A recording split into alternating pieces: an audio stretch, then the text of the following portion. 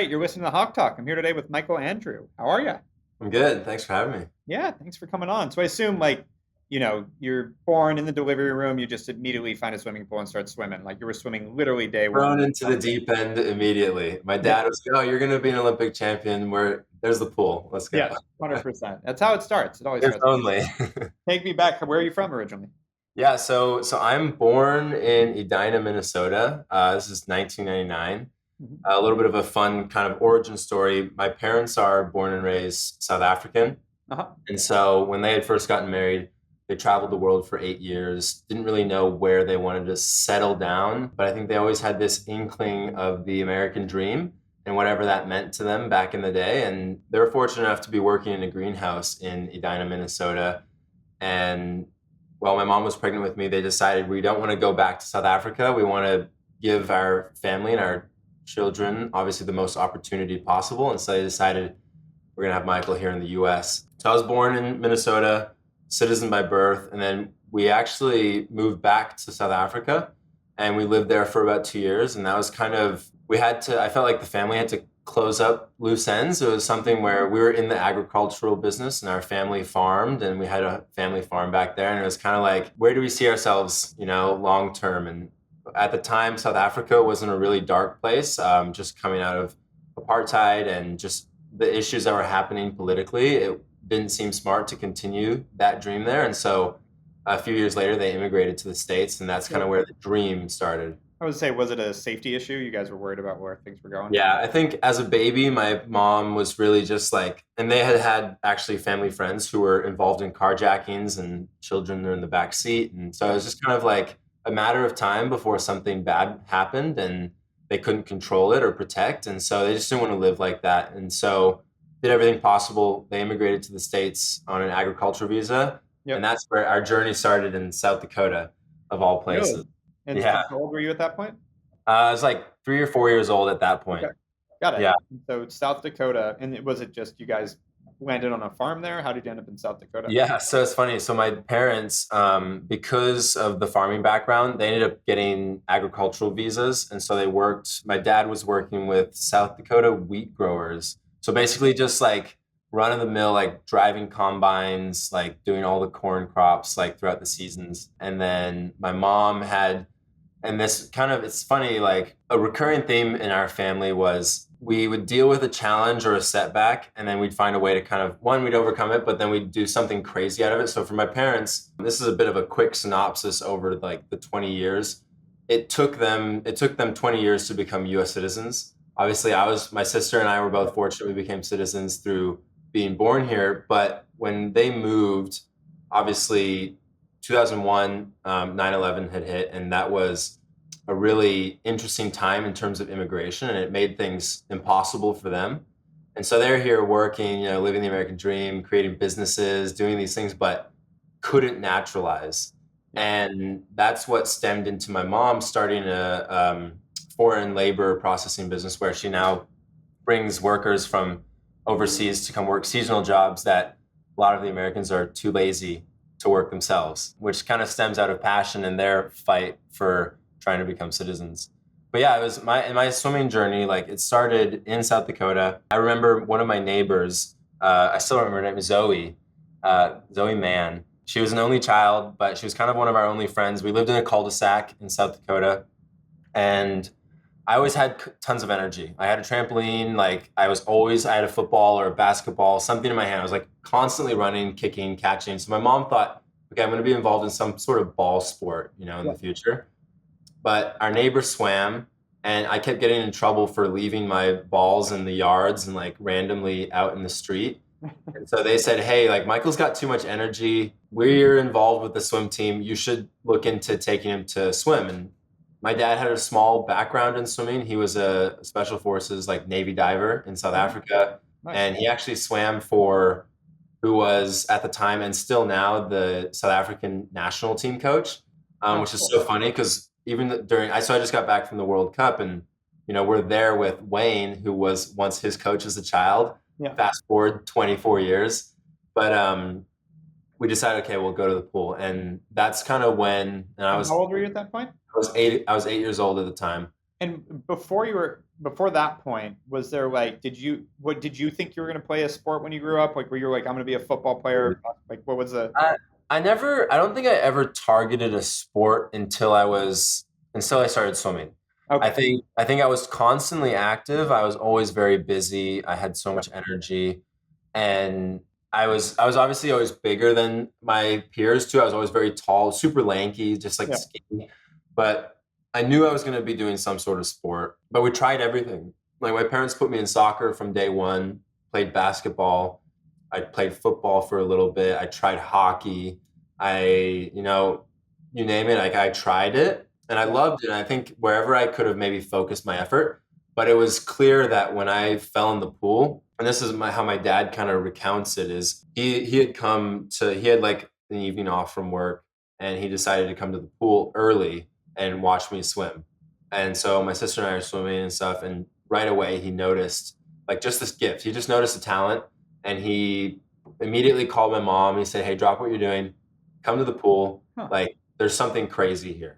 Like, Michael's got a clear gift in the water." And ever since then, it was kind of within that year we started to deal with some like political setback. I started to break like state records. I started to break team records.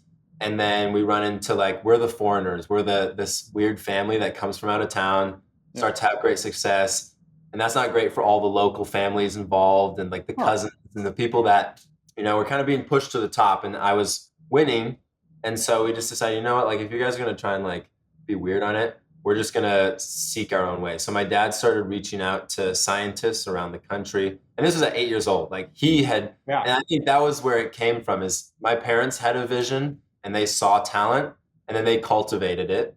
And so when you And say the I followed political it. side, were you just not getting support locally? Like, were they like actually like maybe not sabotaging, but kind of like, we don't really care about your success. And so no, they weren't. They only started. Sabotaging is a tough word, but I would say they started sabotaging a few years in. Like by the time I was about 10, that's where we noticed some really weird things. Yeah. But I think it was just they What, started to not want to. yeah. What kind of weird things? Like, what is? Yeah, so they wouldn't sign me up for certain events because certain cousins could break those state records, but I would obviously win. Like little random things. And then once we decided to break away from the team, there were only so many pools in the little town of Aberdeen, South Dakota. And so we started training at the YMCA, and we had great relationships with them. Like they loved us. They let my dad coach on deck. We had some private coach from Tennessee, like a scientist dude, come and train my sister and I, and they let him do that. But then there came a random season where they're like, "Hey, you're not allowed to train here anymore because you're not part of a swim team, and we can't allow for your coaches to sit on deck because it's a nuisance." And we are like, where does this come from? And we quickly found out it was, local swim team being like, "Hey, we don't like what they're doing," and because they're related to those who run the Y or whatever, they had people. And so we just decided, you know what, screw that, whatever. We ended up, and it's kind of crazy. My parents, being the way that they are, they're like, well, we're not going to leave. We're going to do what we can to stay here in South Dakota. We liked it. We had family, we had friends, or not family, but we had good friends. And so we ended up buying an old abandoned nightclub in downtown Aberdeen, South Dakota, and we turned it into a pool. We knocked the floor out, we put a pool in it, and we started a swim team. And that's kind of when even more drama stirred up, and then half of the other swim team came and joined us. We had this club that was doing really well. We were swimming, we were having fun, and all throughout this, they're still trying to work on their citizenship and whatnot. And that's when like my dream kind of early on, like I remember watching the 2008 Olympics, watching Phelps win 8 golds. I didn't really know what that meant because I'm 8 years old, but I was like, this is pretty cool to watch. Like I just started swimming. I love swimming. And then when I started breaking national records at 10, I was like, okay, I want to do this, and I want to do it well. And I think my parents had instilled this sort of work ethic in me early and didn't allow for me to skip out on the little things. And that's when the dream kind of was born. I actually remember really vividly, we were racing a meet in Lawrence, Kansas called the All-Stars, which happened annually. And it was like teams from South Dakota, Colorado, Iowa, whatever, would come together and race against each other. And I broke my very first national record there at 10 years old. And I had a dad come up to me and ask for my autograph for his daughter. And I had never in my life had to sign an autograph. So I had no idea what I was doing. I don't even think I signed it in cursive. I think I just like spelt it out, just like wrote Michael Andrew. And my parents joke, because the record I broke was like 24 seconds, a joke that it took me longer to sign my name than it did to break the record. And that's when I started practicing my signature and being like, okay, I'm going to be a professional swimmer one day. Nice. And Yeah. so it obviously came naturally up to that 10-year-old. Did you have to make any switches when that dream came? Like, were you like, okay, it's time to double down, or like the sort of discipline of it? Like, how did that start to come into play? Yeah, I mean, it's interesting. I feel like as a kid, I didn't really start thinking super intensely towards like what I needed to be doing to be successful until I was like 15, Okay. 16, maybe even later. Because I think at that point, we're so influenced by our parents and the input from the adults around us that I was just kind of following the lead. Yeah. And my parents really pushed me. And I think it's something that I'm super grateful for now, because I definitely wouldn't have swum the events that I did or traveled as much as I did if it wasn't for their excitement and eagerness towards like, hey, like let's give it our best and see what happens. Yeah. And what was their motivation, do you think? Like, obviously, parents, but I'm a dad, like, your kids are Yeah. everything. But, like, did they see the same dream of, like, you being in the Olympics one day? Or was it just like, you love this, that's all Yeah. that matters, we're going to do this for you? Like, buying a nightclub and turning it into an indoor pool is a pretty big Crazy. step. Yeah. It's insane. Yeah. And I mean, it's twofold. Like my mom put her business in there. I don't know, I think they come up with these crazy ideas and then it's like, well, let's just do it. But I don't, it was weird. I think in the beginning, people had these preconceived notions and they didn't know our family well enough that they assumed, okay, like here's this kid, their parents are going to try and earn off his back, or they're going to like, push him out to the world and claim for themselves type of thing. And there was no money to be made early on. Even now, it's making money as an elite swimmer. It's pretty small compared to like any other sport, and so there's a lot of other work that needs to be done.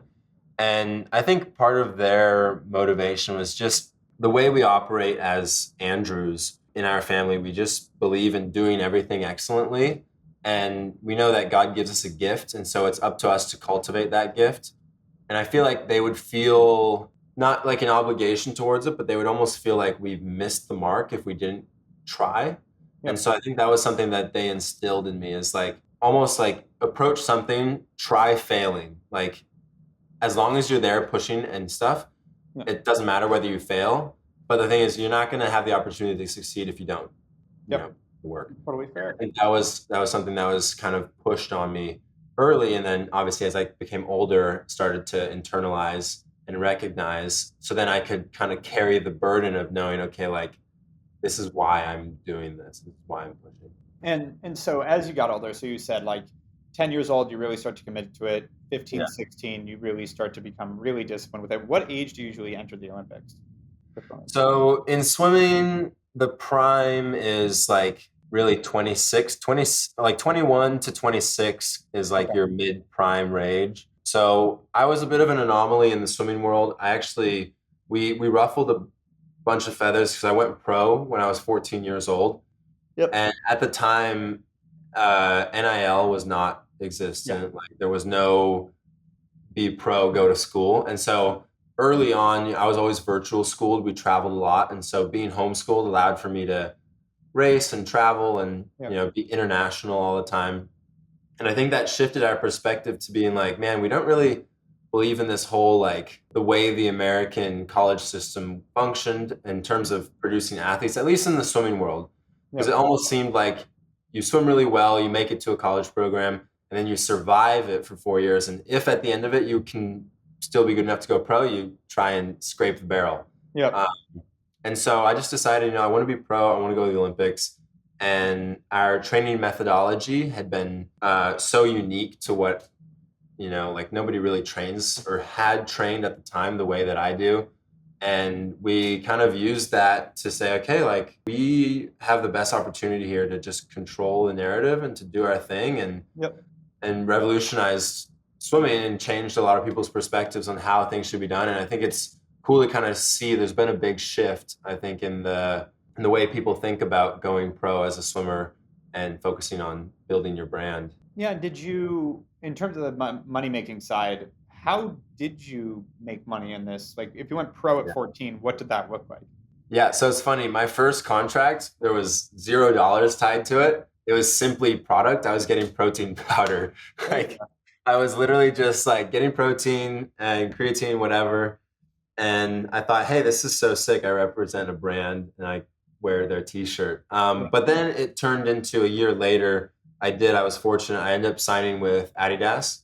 And I was with them for about 6 years in terms of like apparel and swimsuit line. And so now it's, early days, most of my earning came from meets that I swam at internationally with prize money. And so it's very much like you have to earn your keep. You got to be winning. If you're not winning, you have a bad year. Yep. And in swimming, you got to be winning a lot because it's not like the prize pools are ever that big. It's not, it's not like a U.S. Open of tennis or an F1 stop. And so, that was something that was good for me because I learned how to race consistently. I learned how to be in the eyes and how to stay healthy and how to travel. But then as I've gotten older, it kind of started to shift now to where the base of the brand, that is Michael Andrew, MA Swim Academy, or just like my daily routine and what I do, starts to involve companies and promoting a product or a lifestyle. And then now it's like I race a little less and the focus is less on the prize money and more now, how do I sustain for a long-term thing and what sort of things am I doing to create? So it's kind of cool looking back, like you see this timeline of, grinding, sludging away, and then you still have bits and pieces of both, but the focus becomes more now I'm looking into the future, like what can I create to leave behind in swimming and to continue to grow and become more business minded, which is fun. Yeah, no, that's awesome. And so what was the first year you did the Olympics? So my first Olympics was 2021. So the Tokyo Games was my first one. I swam 2016 was my first Olympic trials and I was 17 at the time. I would say to take a step back in terms of like, did you, at that point, you were a top swimmer in the country already though, right? Yeah. Like, I know you wanted to go for the Olympics and were there doubts or were you just like, I know I'm going to get this, like confident? Like I knew it was going to come. So 2016 was an interesting year. That was kind of my 2016 and 2008. So 2018 was a breakout year. 2016 set me up for it. So what happened in 2016 was that was the Rio Olympics. I remember going to Olympic trials as a 17-year-old, very much outside chance. Like I wasn't a featured threat, but I at the time was by far the fastest age group swimmer in history. I had the most national records. I was very talked about. And I remember the 100 breaststroke, I ended up coming fourth in the final. And so only top two make the Olympic team. I was fourth by 1/100th to third, and then third to second was, I think it was less than half a second. And so in the swimming world, that's like boom, boom, like so tight. And so that gave me a lot of confidence. But at the same time, I was a little like broken. I was like, damn, like so close. It would have been nice. In your head, you're like, I'm going to be a 16-year-old Olympian, right? Yeah, exactly. And it would have been amazing. It would have been such a crazy story. But I realized, I'm glad I couldn't control that because it would have driven me crazy. And my opportunity came later in the year. So later that year, obviously, I don't know if you remember much about Rio and some of the incidents that had happened with one of the U.S. swimmers, but he had a bid for the World Championships, short course World Championships in December, but because of the ban he had to serve, I ended up getting his selection. I ended up getting his event. So I got to swim the 50 breaststroke, 100 breaststroke, 100 IM, and 200 IM at what would have been it was my first World Championships. After going through a weird couple months that year, I was like, okay, like let's go to Worlds, let's just have fun and race. And I was never really a short course world swimmer, but it was funny. I remember my very first swim, I swam the 200 IM, and it's not really an event at the time that I was training for. I added 8 seconds. It was the most disgusting race ever. I died. I swam so garbage. And I thought, damn, like I just want to go home. I remember calling my parents. We spoke about it. We talked, we prayed. And later in the schedule, I had the 100 IM coming up. And I was like, you know what? Like, I got nothing to lose. Like, let's just send it. Lo and behold, I ended up making the finals. I was top seed going into it. I had the world record holder 1 lane over, or 2 lanes over from me. And I was surrounded by 2 of the Japanese greats of all time in that event. And I just kind of remember going into the call room for the final thinking, you know what, I'm going to celebrate whether I come 8th or I come 1st. I'm going to celebrate and be happy with the swim. And I just had what I call a Holy Spirit swim. It was just perfect from the go. Nothing hurt. Every turn was hit. Like, breakouts were clean. And I ended up hitting the wall and turning around and hearing them say, world champion, Michael Andrew. And Wow. I was the only gold medal for Team USA at that World Championships. I was the youngest in history to win a gold medal in that event. And it was my first World Championships. And I thought, dang, this is sick. Yeah. It was one of those just crazy moments where I was like, okay, cool. Like, you know, you miss the Olympic team, but then you have something like that, a secondary, like, Yeah. It was a bit of a nice, humbling kind of reminder, like, don't take one little setback and think that something great can't happen in a short period of time. Yep. And then that built into 2018, where I made my first long course world championship, or 2017 made the worlds. And then 2018, I ended up winning Pan Packs, qualified for another world championships in 2019, and so forth, so on, continued racking up medals and experience. And then, you know, you come to 4 years later, now I'm getting ready for another Olympic trials with all of this experience internationally. Yeah. I know what it's like to win. I know what it's like to lose. And I was able to step up on the blocks after COVID and all of the delays, knowing, okay, like, I know how to do this and I know this pool, I'm comfortable, like, let's just swim. And that was awesome because my first Olympic trials experience was crazy. I was shit scared. Like, I was so nervous. You know, I'm like this little child, massive arena, going up against Olympians that have been there multiple times and had beaten me more than anything in the past. And now here I am standing at another trials with a completely different perspective. And that was pretty How'd that cool. go? I mean, obviously I know how it ended up, but like, what was the experience? It was incredible. I remember coming into trials having this confidence, and my schedule was really nice. The very first day was the 100 breaststroke, and I ended up breaking the American record twice. I broke it in semifinals, broke it in prelims, broke it in semis, and then in finals the following day, day 2 of trials, I made the team. And then, you know, once you make the team that early in the competition, the rest of the meet is so easy because I'm like physically good. I'm not stressed about anything. It's like I can do no wrong. And then I lit up the pool. Like, it was my trials, and I did amazing and loved it. And yeah, it was kind of one of those things that, like, that's what that whole last 20 years, or well, really, it was a decade of swimming. That built up to this moment. It was pretty cool. And how was it? I know, how was Tokyo? You arrived in Tokyo. That's the funny. I heard it was a little different. It was very different. And so it's weird because, like, my only Olympic experience is COVID Olympics. And I don't know, I would say I very much look forward to Paris, knowing it's going to be extremely different. It's going to be like the excitement around it, the fanfare, like, you know, you visualize your whole life walking into an arena on a final and just the crowd roaring, you know, going crazy. But here I am walking onto a cold pool deck with 10 of my teammates on the opposite end of the pool screaming. I can hear their echoes in the arena. There's not a single soul there to watch except for the athletes. And that was, like, bizarre. You know, it's definitely not what you expect an Olympics to be. And for me as an athlete, like, I love to perform. Like, I perform better when there's a massive crowd, when there's high expectations, high pressure. Like, I love to step up and like show off my craft, essentially.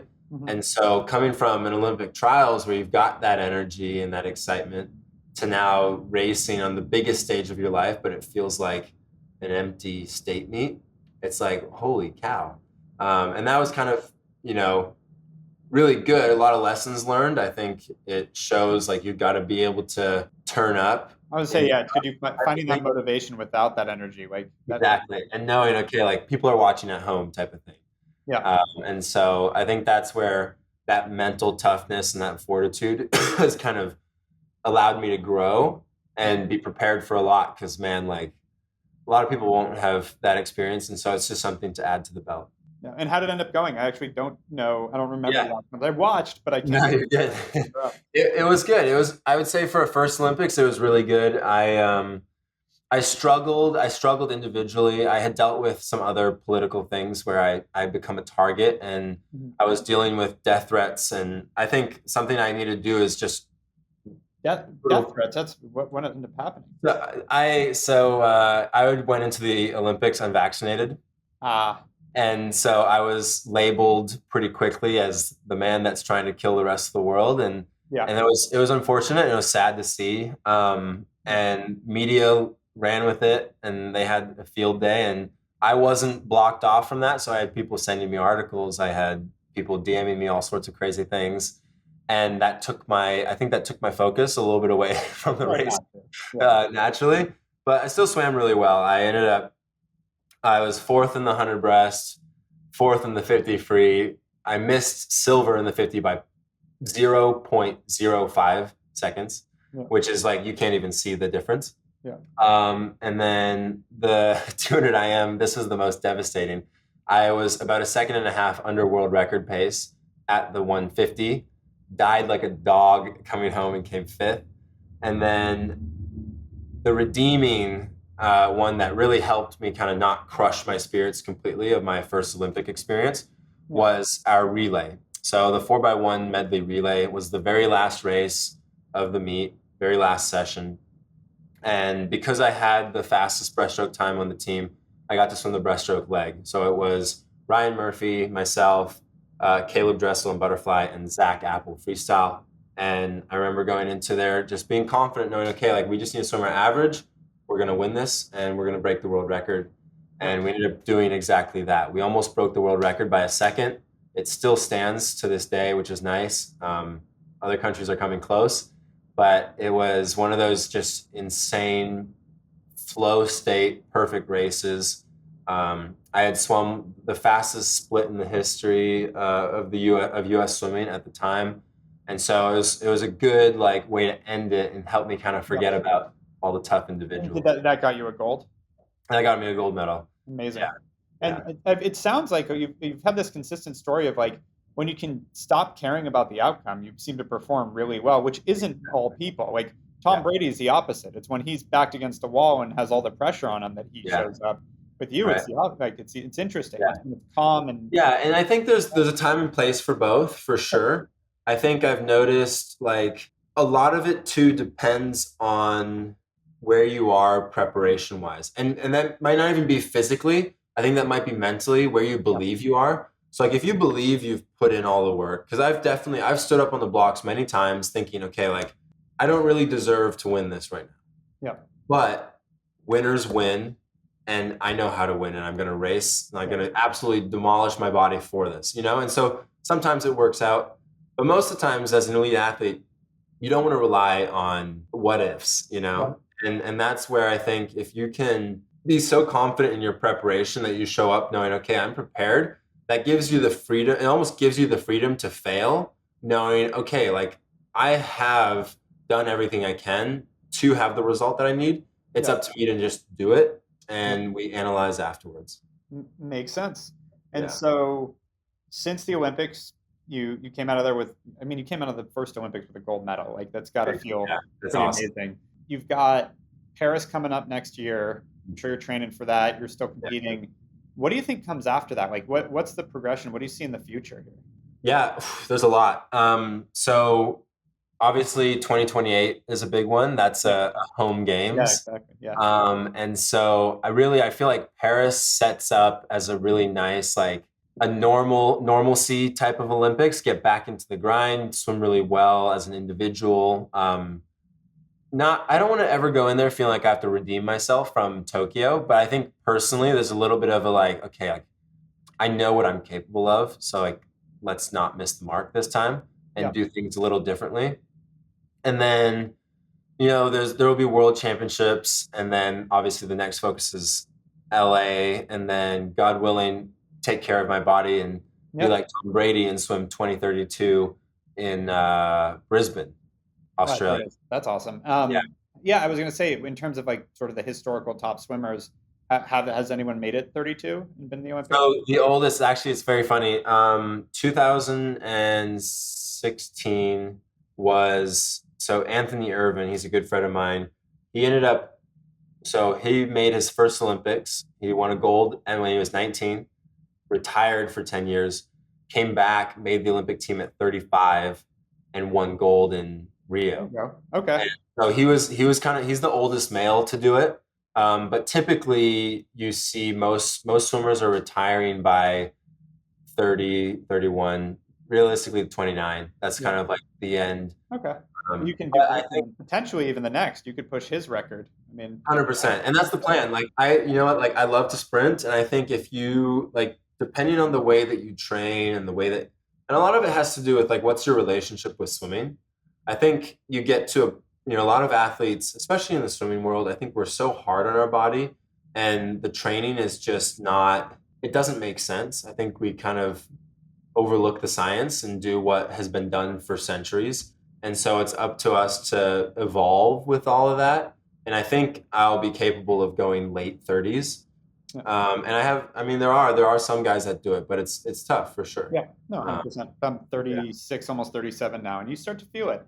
Not that I'm an Olympian, but Well, I'm 24 and I'm like, I can't jump up for 3 or 4 races like I did when I was 14. yeah. It's different. And so I'm also curious about, I mean, again, you got a gold and you got a bronze as well, right? No, Oh, individuals. okay. So just the gold medal. Just a gold. Um, So in yeah, terms of like for the world. sort of achievement side, the aspiration, like that was just like, cool, I got one, but like I got to go like really get the individual stuff. That's where the Yeah, 100%. And I think I don't know, it's one thing I don't love about, in terms of looking at swimming success. So like, and I've noticed this with brands and companies, is like all we have to compare ourselves to is Michael Phelps and Ryan Lochte. Mhm. And so they had run the swimming world for, 20 plus years, where it's just the two of them, gold, silver, back, dual, crazy. And so, the rest of the swimming world has gotten faster, more competitive. And I'm not saying that it wasn't competitive when they were doing it, but if you look at the times and you look at the advancements, it's much harder to do what was done in that Mhm. period. And so company would be like, oh, so how many gold medals do you have as an individual? And it's like, nobody wins like that anymore. What, And what, so what it was does. Phelps? Was it 11 in one Olympics or something? His highest was 8 in It was eight. 2008. Yeah. 8 gold medals. Yeah. So I think it was 5 individuals and 3 relays. Wow. Yeah. Yeah. Like Yeah. So insane. everyone has this expectation of like, who's going to do that next? For sure. Yeah. And so it's interesting. And being someone that can swim multiple events, there's that expectation like, oh, you should be able to win in multiple events. And I do. That's the plan. Always the plan. But yeah, I think my issue was going into Tokyo. I was thinking, okay, like, I don't know, you look at even in basketball, it's always like, okay, who's going to one up LeBron's record or Steph's record or this Yeah. and that? It's like, you're kind of born with this installation where it's like, okay, if I hit the calculations right, how can I get more medals than Michael Phelps? Yeah. I'm already behind. And so it's like, I would have had to make the team in 2016 and win medals to kind of do so. And so it's one of those things where it's like, I'm grateful for that because now I don't have the pressure of trying to live up Fair. to that as a Yeah. swimmer, and then doing what I need to do as an individual to stand out, which we obviously, my story and the way we train, we have a lot of unique things, which is Yeah. fun. And so it adds to the narrative. Well, and it's also you're going like, I don't know if you have already beat Michael Phelps records in certain Yeah. races. So like, you can, that's how you have to look at it too, is like if he was Yeah. racing the pool side by side with me right now, I would Yeah. beat him. Well, and that's the thing is none of his world records still stand. His Wow. very last one was broken at this past World Championships. Isn't it just unbelievable? Like it's such a fascinating thing with like human performance that once someone achieves something, it just gives everyone else the idea that it's possible. And it's the same thing with marathon runners. And all Eric these people. Bannister, or Eric Little, right? Yeah, exactly. Breaking the 4-minute mile. Yep. Yeah. And now you've got what's his name that broke the 2-hour marathon, and so now it's Yeah. actually becoming a thing. Like it is cool to see how that works and how that human performance is so mental that once you know it's Absolutely. an opportunity to do it. Last question for you. What would be your advice to someone else that wants to pursue the highest level of whatever it might be, whether it's, their professional Yeah. life, sports, anything? Like, what's Right. something that you either were taught or told yourself or, helped you kind of like keep going with this and Yeah. stick with it? That's a good question. It's a really good question. I think there's a lot of ways you could answer it.